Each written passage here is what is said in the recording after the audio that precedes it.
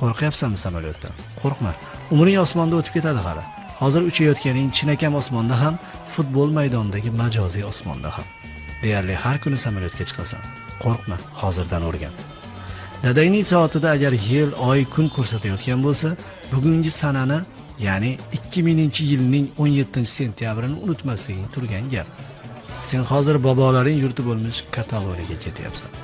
Boeing borasidagi g'alati kasalliging borligi aytilganida, River Plate klubi rahbarlari har oy $900 to'lashga qurbi yetmaganini eshitib, uydagilarning xafa bo'lib qolishgandi.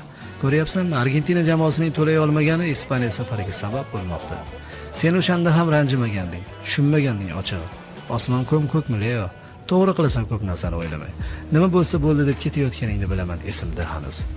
Leo, hozir samolyot qo'nadi va otang bilan birgalikda Barselona klubi sport direktori Carles Reshak huzuriga yo'l olasizlar. U sizlarni darhol qabul qilmaydi.